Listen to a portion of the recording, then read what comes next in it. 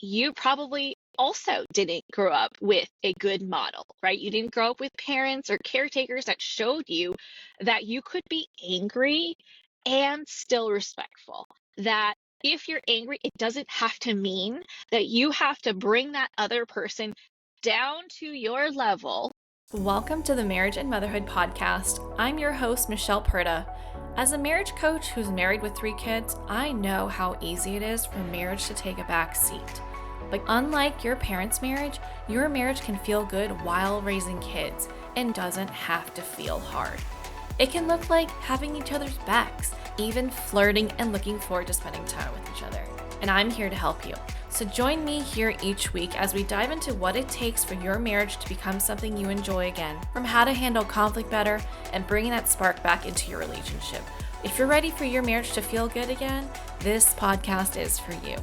Let's dive in. Hello. Welcome back to another episode of the Marriage and Motherhood Podcast from my car again. So we are officially homeless because we have sold our house. We are in contract for our next home and we don't close on it till next week. So I am in between homes, but my parents have graciously taken us into their house. So yeah, hence recording in the car some more. And that will happen until June something, once we're all settled into our new home over on the East Coast. I am so excited, but also this whole experience is bittersweet because we're leaving our life here. Like, if you are new to me, I have been born and raised in the Bay Area in California. So this is going to be a huge adjustment for our whole family.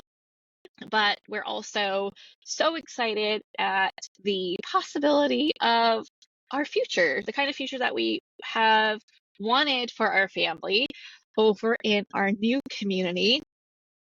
But we're going to miss the people so much. But thank goodness for phone calls and video calls and the internet to continue staying in touch. And of course, I'm going to visit, right? Because my whole family and all my friends are still here in California.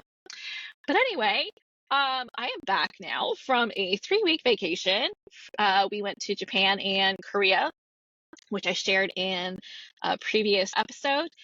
And today I want to talk about something that has come up from a Instagram follower. She commented on a post and asked, hey, what are your suggestions on what to do so that when you're angry with your spouse, you are not taking it out on them? You're not venting to them. And yeah, so what are your suggestions on what we can do so that we don't blow up on our partners? And this is such a valid question, something that I continue to work on in myself, and what my husband would probably agree with is the biggest transformation when it comes to how I tackle communication with him, how I deal with conflict. Okay.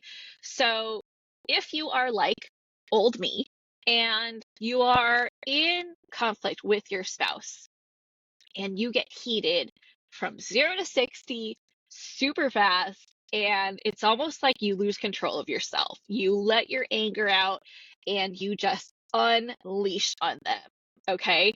You don't mean to be mean. You don't mean to be condescending. You don't mean to rip them a new one, but your emotions are just taking over so strongly that your mouth is moving way faster than your brain can keep up with. And you end up feeling regret. You end up feeling remorseful. You end up feeling like you have to put your tail between your legs after the emotions have settled, after you realize, oh shit, I just did some damage. I probably made this worse. And you go through this roller coaster of emotions from severe anger and rage all of a sudden to being like, crap, I could have handled that better. I didn't have to react that way, even though I was mad. And you're in this space where you're like, okay, I always have these experiences where I feel remorseful, where I feel regretful of how I behaved, but I don't know what to do to change it. I know that I need to change. I know that I could grow in this area, but I just don't know what to do. Okay, so if that's you, you are in good company because I have had tons of experience with this, especially because I was not modeled how to do this growing up, right?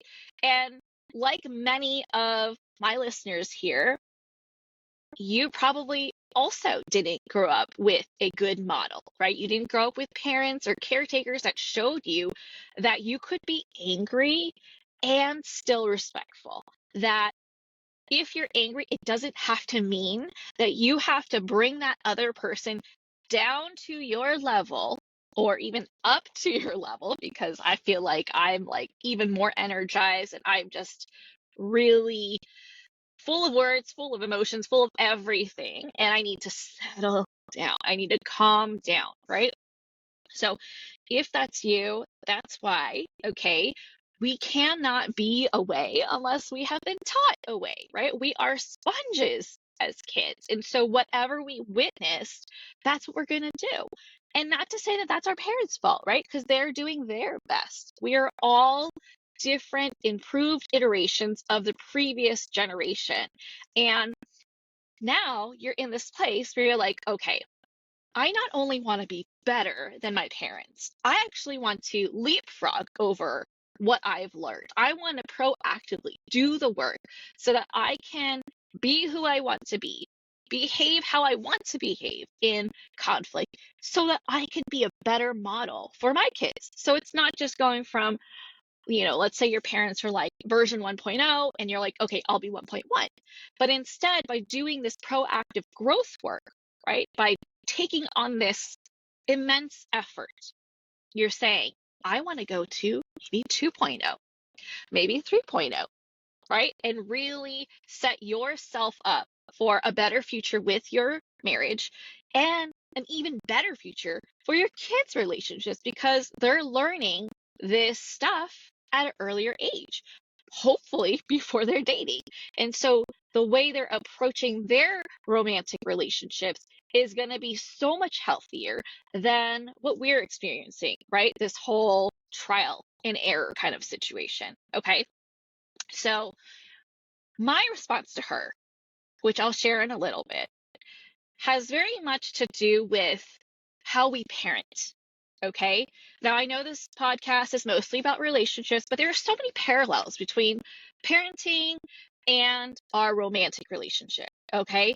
And I find it easier, actually. So I'm like the reverse, right? I've done so much work on the relationship front before I became a parent, and even as I became a parent, because my introduction into the world of parenting was through becoming a stepmom. Okay. So I currently have a 14-year-old, I have a 7-year-old, and a 4-year-old. And so I actually find it easier to manage my emotions with my husband than with my kids. So like I am the opposite, right? Like I'm actively working on becoming more even keel when it comes to my kids. Whereas I feel like a lot of people are the opposite, and that's okay. Um, we're all different. But anyway, the way I want you to approach this is, what if you got to know yourself as much as you have gotten to know your kids? Now, we all know toddlers are not the easiest to parent, right? You are almost feeling like you're walking on eggshells with them, right? They get mad about getting a blue plate over a pink plate when just the last 10 days they really love the blue plate, right? Or that you cut their sandwich in half in a vertical line instead of a diagonal line, right? Like just very, very particular requests that they have that come off as demands, and you are just learning how they are. You're learning what they like, you're learning what they don't like, you're learning how to speak to them in a successful way so that days can go much smoother. Okay. So I feel like we have unconsciously taken on this role of just trying to get to know our kids the best way possible so that the day can go smoothly for us as parents, right? And so, what if you were to take on that same energy and effort and motivation to getting to know yourself? Imagine what would be possible if you got to know yourself so well that you're like, huh, that's interesting. This pisses me off.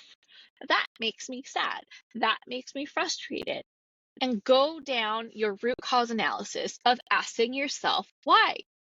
Why did that make me upset? Why did that make me sad? Why did that make me frustrated? Why do I feel this way? And then continuously dig deeper and deeper. Whatever answer you come up with, ask why again, and then why again, and keep going until you get to the deep-seated reason of why you are reacting the way that you are, right? Because I can guarantee you, if someone else were to experience your situation, they would have a different response. Not to say that you are not valid in how you feel. All your feelings are valid, okay?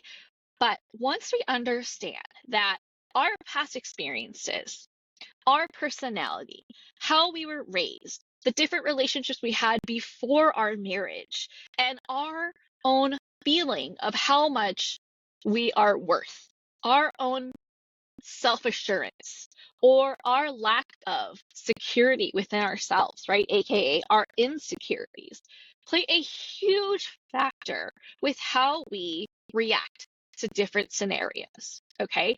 Because if you look at someone else's relationship, what might not be a big deal to you could be a huge deal for someone in that relationship because of their individual experiences, and vice versa.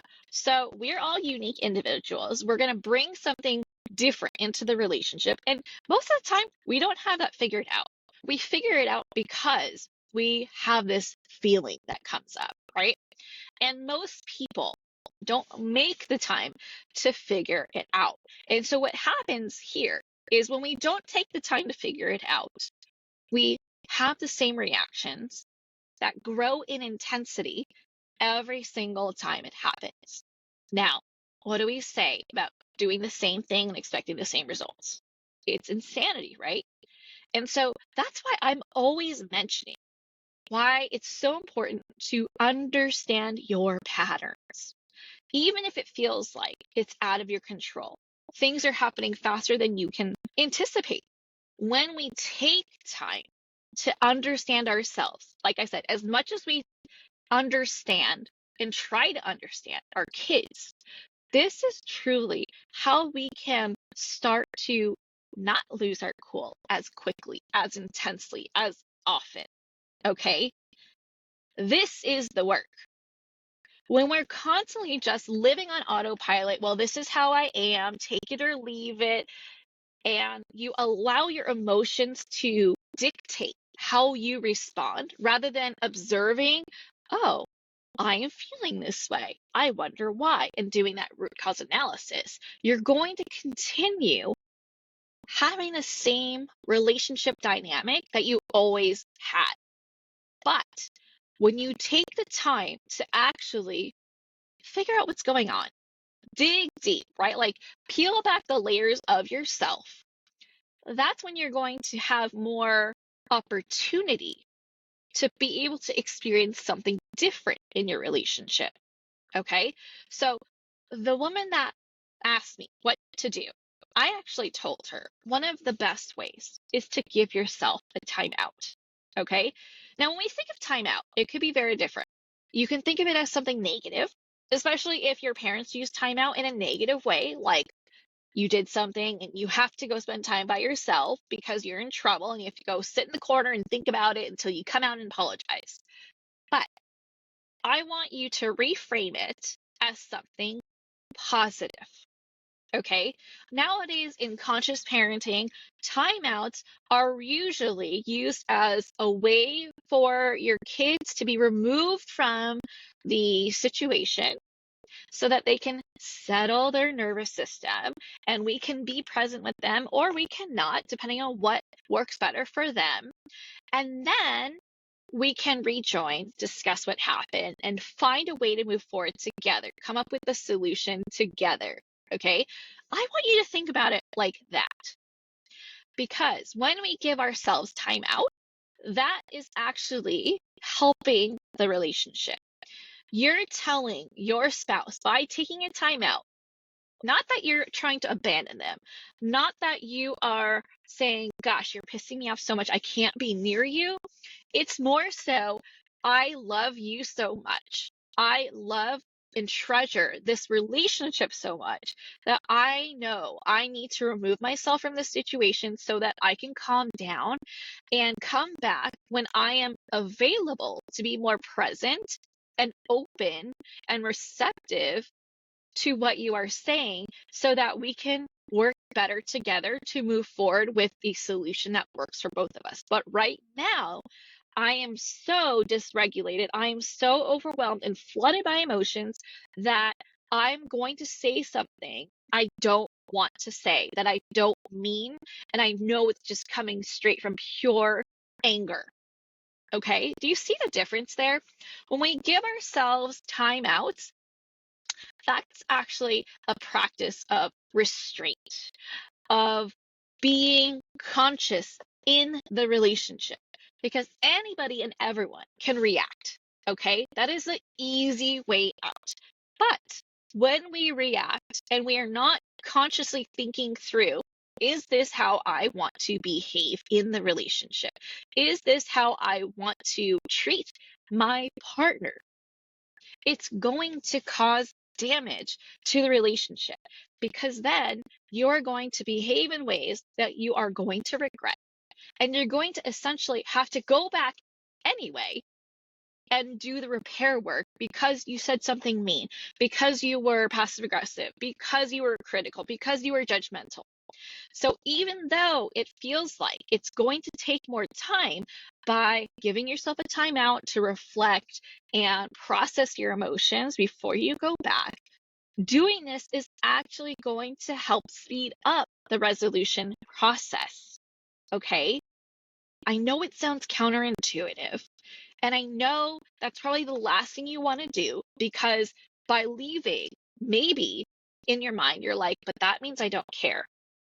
That's something that needs to be reframed. And I invite you to challenge yourself to reframe what it means to step away, because it is for the betterment of your relationship. Okay. And this goes along with the whole idea of you shouldn't go to bed mad. Okay. I'm actually not in agreement with that. I think it's okay to go to bed mad so long as you know why you're doing it. Okay. Obviously, it's better to go to bed feeling good with each other. But if you guys are beyond tired and you're not rational because it's been a long day, because it feels like the conversation is not going anywhere positive, and you need to take time away to process and consider and get some rest, that is always going to be better than adding pressure to complete the conversation for the sake of completing it. Okay. So, anyway, what if you were as committed to getting to know yourself as much as you are to getting to know your kid, so that you can treat them the best way possible, so that you can have a better relationship with them? What if you saw yourself having a relationship with yourself? Because here is the real deal. The better you have a relationship with yourself, the better relationship you're going to have with everybody else. Because it all comes down to, how is your relationship with yourself? How well do you know yourself? How well do you treat yourself? Okay. And I'm not just saying, how often do you get massages? How often do you get your nails done or get facials? Okay. Those are amazing. What I mean by that is, how much are you honoring how you feel? How much are you considering yourself when you make decisions on how you live your life, from how your routine is set, how well you take care of yourself on a daily basis through boundaries, self-care, saying no to what you really don't want to do, saying yes to the things you do want to do, and not constantly people pleasing, and making decisions that will help you get closer to the life that you want. So, speaking up, in your marriage so that your partner knows exactly what's going on through your head and what it is that you want, instead of playing guessing games by saying, oh, whatever you want is good with me, but actually being an active partner with an active voice so that they know where you stand on all things. And it's not just this, oh, well, she's good with anything. And then they make a call and you're like, what the hell? I didn't want that. And then they get confused, right? So that's what I mean. The better relationship you have with yourself, the better relationship you're going to have with everybody else, your partner, your kids, your family, your friends, every single person. So my dare for you is to start little by little, or a lot by a lot, if that's your jam, getting to know yourself on that level. Can you get to know yourself even better than you know your kids? So that's my challenge for you, okay? Let me know how that works out. Always feel free to send me a message over on Instagram. And that's all I have for you today, okay? And if you are wanting more direction when it comes to this, I have a free guide. Go check out the show notes for it. It is how to feel more confident during conflict. And if this is something that you want one-on-one support with, I am your girl. Okay, we can work together solo, me and you, or we can work together with me and you as a couple. All right, so don't worry about being stuck this way. Even if you're 30, 40, 50, however old you are, or I should say, however young you are not stuck in how you've been taught to respond during conflict. Okay, there was always opportunity for growth. It just depends on how committed you are to it.